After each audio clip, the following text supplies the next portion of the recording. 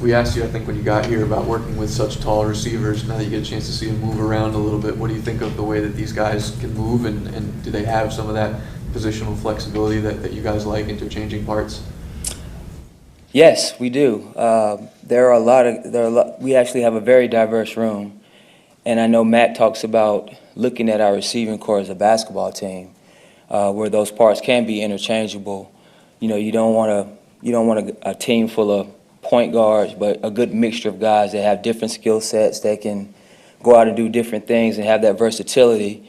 And I think we do have that in our room, especially with Devontae being the leader of their group, and you know, with his football knowledge and the experience that he brings to the table, it actually filters down to a lot of our younger players. That was one of the things that Devontae obviously is so good at, is his ability to beat press coverage. He's really hard to jam at the line. He's got that great crossover, to continue the basketball reference. What does this system do for him, though, when you start moving him around? There's more motion, I think, in this system probably than there was in the past. Does that take away that innate ability of his by moving him around at all, or does it enhance? It actually enhances it, in my opinion. I think it enhances it, and it gives him different means of, you know, getting open and the flexibility to be able to move him around in different spots on the field, and that way defenses can't key on him.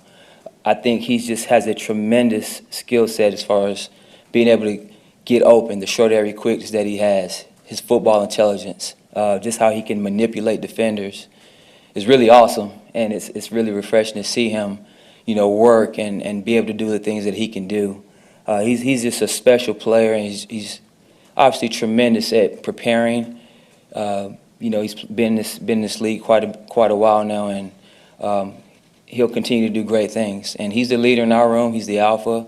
A lot of the guys look to him, and I just think that he just brings a tremendous set of values for our young players. As a former receiver, how would you describe that step of his? I mean, we've seen him sudden, lay a lot of guys. Very sudden, change of pace. You know, he can lull you to sleep, but at the same time, be very sudden in that first step. And he just knows how to, again, like I said, manipulate defenders, and can know where he wants to go right before they even try to defend it. And that's just an innate ability that's, in my opinion, God-given. Not too many people can do that, but he has that knack. And I think a lot of the other guys in our room, they look at that and they try to study it, you know, because there's always something that you can learn from other players. And I think that the thing about our room is that we have some intelligent football players in that room, and they know what their limitations are, they know what their strengths are, and they try to find ways to help each other and learn from each other and try to help each other get better.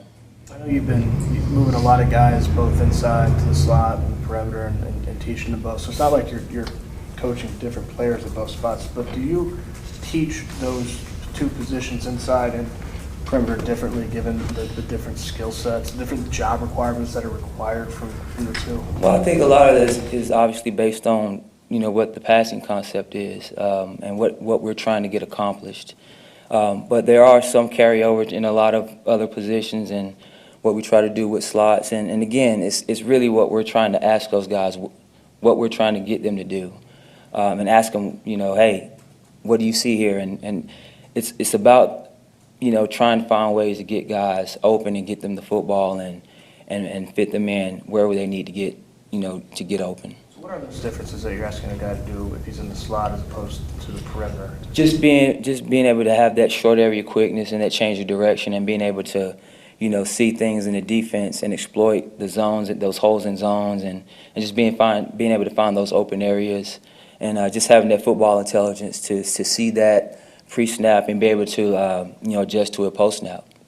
Last year, when those three guys came in as rookies, there was a decent amount of attention on Jamon being the highest selected player, and then he kind of struggled a little bit. And I think at the end of the year, I think it was Bill that he told, you know, he was really hard on himself for not learning the scheme fast enough and not learning the playbook or the audibles and things like that. So I'm just curious, how would you describe the way he's come into this offseason mentally? Is he still kind of struggling a little bit, or is he more lighthearted about it? I think he's grown a lot from last year, and it was a learning experience, and I would have to say that it was very humbling for him. You know, just because again, it's human nature. You know, you were a higher draft pick, and some of the other guys came in and had a little bit of success. So it's human nature, but I think he's taken it upon himself to, really challenge himself and humble himself to say, hey, I had a rough year, so hey, how am I gonna respond? And I think he's responding in the right way. He's in meetings, he asks questions. I think that he's becoming more aware of, just being more of a pro, so to speak. And I think that he's on the right track. He really is very talented individual, and he's going to do some great things for us. Sorry about that, Alice. When you came into the league or came into a new team, whether it was Brunell or I think Rich Gannon, right, and Kerry Collins, how did you make sure that you were on the same page with those guys, and how can those experiences help you with the young receivers here and get them in tune with Aaron a little bit? That's a good question, and the one thing is trust. Obviously quarterbacks, they expect us to be at a certain area in a certain spot when they get out there dropping their balls out of their hands. And for me, I know that, like you talked about Rich Gannon, Mark Brunell, those guys, they were true students of the game, just like Aaron is, and they studied the game. And so it's important that those younger guys, they become students of the game as well, and not just know, hey, this is the route that I have, but what are the other parts of it, and how does it all come into play?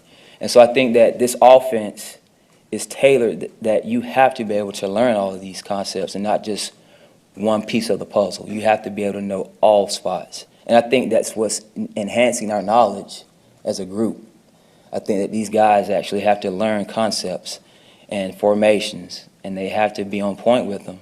And if they do know that, then they'll earn the trust of Aaron and vice versa. And so that's truly where we're trying to get to. And it's not a overnight process. It's going to take time, and that's the beauty of it. Small wins. Just making those short strides every day, and that's what I see us being.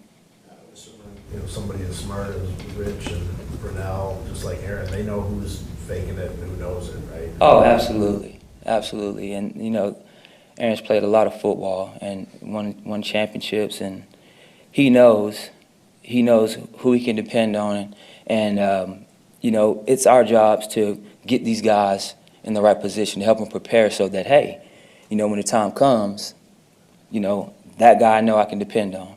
And that's ultimately our goal as coaches, to get these guys prepared to help us win.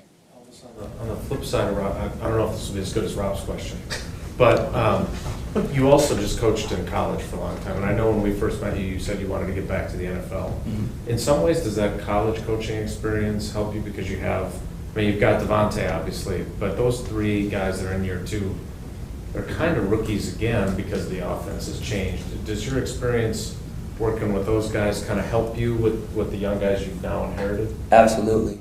Because at the end of the day, I truly believe the word coach is synonymous with teaching. And if you can continue to teach and help these guys understand the why, because I think that's what this generation is nowadays, is, they want to know why. Why are we taking this first step? Why are we taking this release? And if you can explain that and continue to teach, I think these guys will see the reasons why we're trying to do it and get it accomplished, and it'll help them. So being a teacher is obviously the number one thing. When you play in this position and coaching this position, is try to be a good teacher, and I believe that. When you look at your room, do you see the guys competing for that quote-unquote number 2 spot behind Devontae? Are they all kind of trying to outmuscle each other? I believe they are. I think every day you have different guys making strides, making a play here and there that are getting noticed by our coaching staff. Trevor Davis has done some good things. Obviously he's been known as a special teams guy, but he's actually been showing up on tape.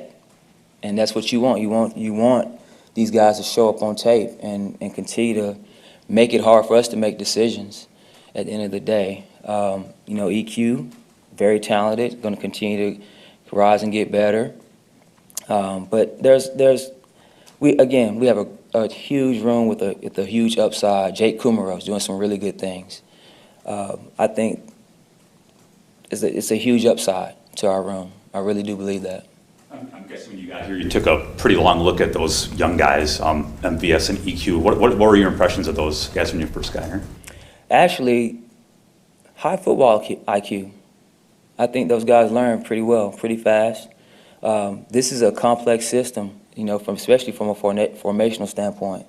I think these guys are quick studies. They pick things up pretty well. Marquez is, obviously a talented individual, but he also can pick things up pretty well.